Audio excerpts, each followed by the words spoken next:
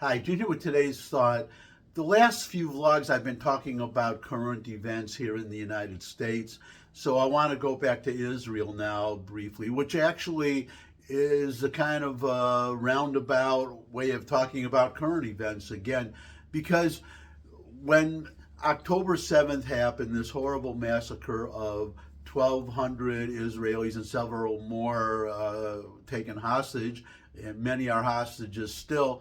But the support from the United States was unequivocal, or let's be more specific, from the president, Joe Biden, was unequivocal and strong. But they've been wavering since then. Why? Because they've got an election to win. Let's be honest about that.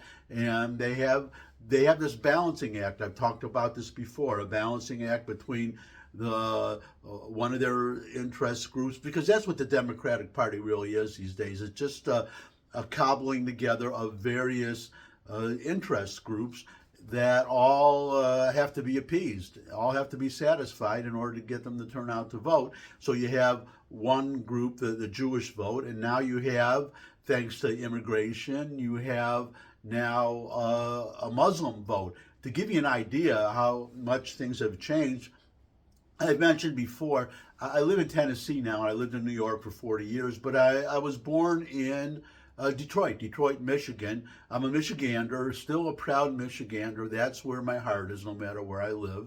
Sorry, New York. Sorry, Tennessee. But I'm a Michigander.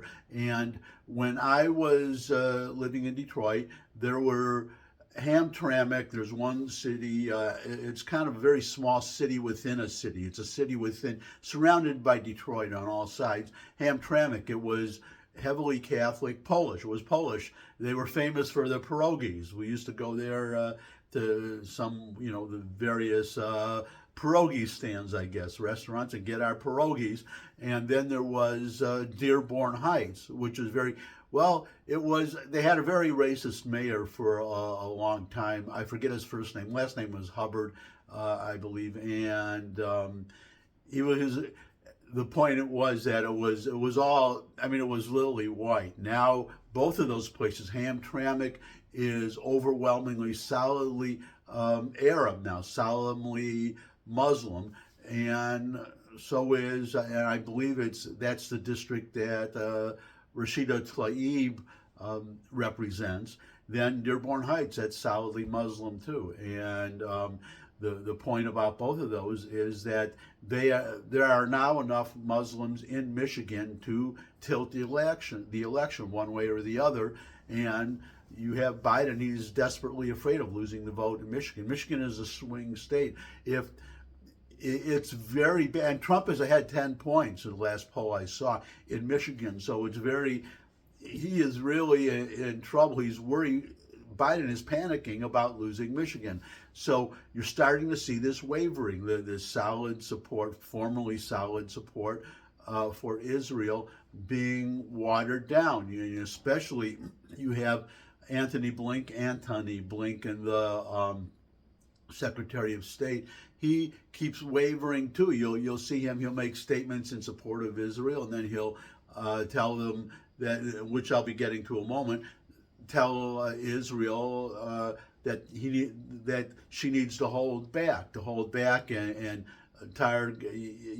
be more targeted. I don't know how you can be more targeted than they already are, but the point is that they're trying two different messages, and now there is a UN resolution coming up, and the Biden administration has been working on the wording. This is going to be another one, calling for a ceasefire, for a truce or whatever. Basically a call to keep Hamas in power, to stop Israel from eliminating Hamas, and something about humanitarian aid and all that. Oh, and by the way, a little aside here, Israel can, because people are complaining about these critics of Israel saying, why is not more aid not getting in to Israel? It's usually about 200 trucks a day. And Israel responded that the Israelis opened a second, there's a Rafah crossing between Egypt and Israel now, Egypt and Gaza.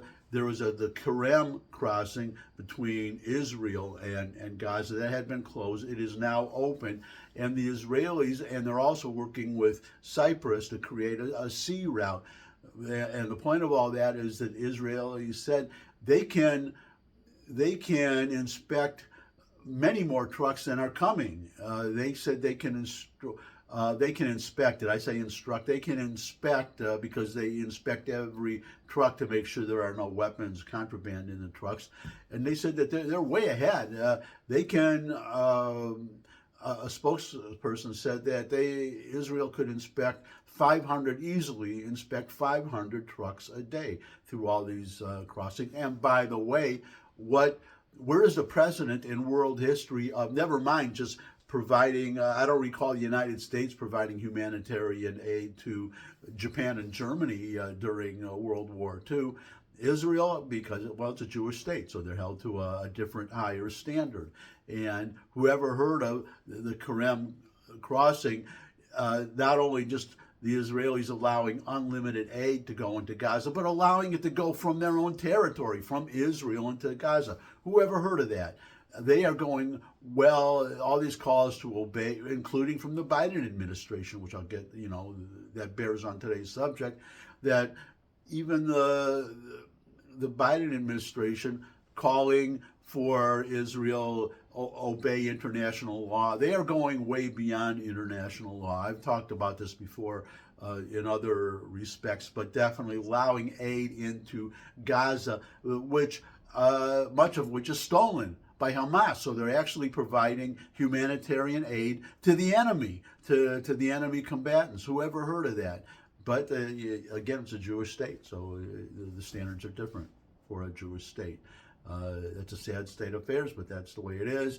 But this wavering of this support for Israel, so it's creating problems for Israel. They said that they're going to destroy Hamas. Nothing is going to stop them, but they are, and also the Republican House, Republican, and in the Senate too, the Congress's support is so strong for Israel that the idea of the Biden administration cutting off providing weapons to Israel is that's not going to happen. It's just not going to happen.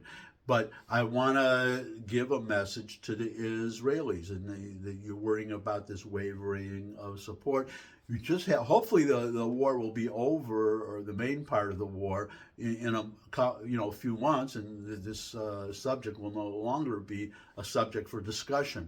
But if it's not, you got to hold out. This is the date, January 20th, 2025, because beginning at noon on January 20th, 2025, a new president will be taking office, and I can be pretty sure that that new president will be a Republican, most likely Donald Trump, but whoever it is, it will be a Republican, and that you will have an administration that will be solidly, no wavering, solidly behind Israel, because number one, they won't have the large Muslim base to worry about, but also you have a lot of Israel haters, a lot of anti-Semites, frankly, in the Democratic Party, and that's another special interest group, and there are a lot of them. All these demonstrations in the United States, Gaza will be free from the river to the sea, basically a call for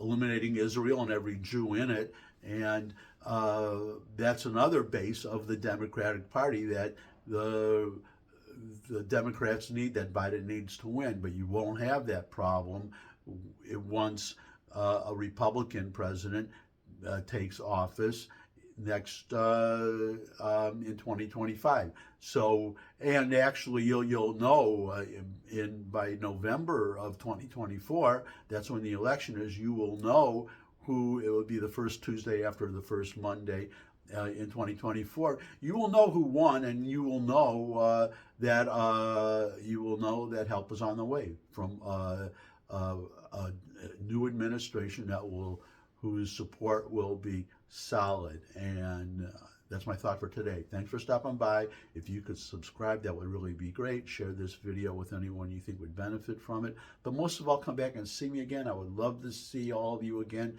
And until I do see you all again, I guess I'm a real southerner now, born in Detroit, but I said y'all. So until I do see you all again, bye.